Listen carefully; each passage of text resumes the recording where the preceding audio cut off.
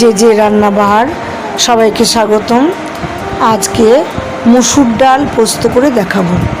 এর জন্য আমি মুসুর ডাল নিয়ে সেটাকে ভালো করে ধুয়ে একটু ভিজিয়ে রেখেছিলাম, তারপর ওটা ছাঁকনিতে দিয়ে জলটা ঝরিয়ে রেখে দিয়েছি।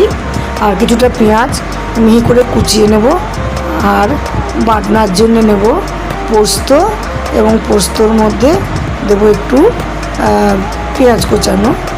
লঙ্কা দিলে লঙ্কা দিতে পারেন আপনারা ঝাল খেলে, কারণ আমাদের বাড়িতে ছোটো বাচ্চা আছে, তাই আমি লঙ্কাটা দিলাম না। এবার ওটাকে মিহি করে বেটে রেখে দেবো। তারপর কড়াইয়ে তেল দিয়ে ওর মধ্যে পেঁয়াজগুলোকে দিয়ে দেবো কোচানো। এবার ভালো করে একটু ভাজবো, মানে খুব লাল করে নয়, মোটামুটি ভাজা হয়ে গেলে ওর মধ্যেই ডালগুলোকে দিয়ে দেবো। ডালগুলো দিয়ে একটু ভাজা ভাজা করবো।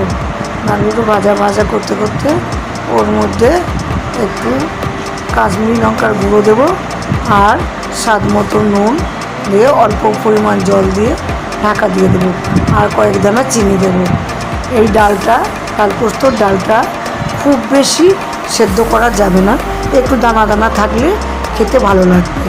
তারপরে যখন ঢাকা খুলে দেখবো যে একটু সেদ্ধ হয়ে গেছে খাওয়ার মতো, মানে খুব মাখা হবে না, একটু আস্তে আস্তে থাকবে, তখন পোস্ত বাটাটা ওর মধ্যে দিয়ে দেবো, এবং ওপর থেকে দিয়ে দেবো একটু কাশ্মীরি লঙ্কার গুঁড়ো, ওটা কালার করার জন্য, রং করার জন্যে।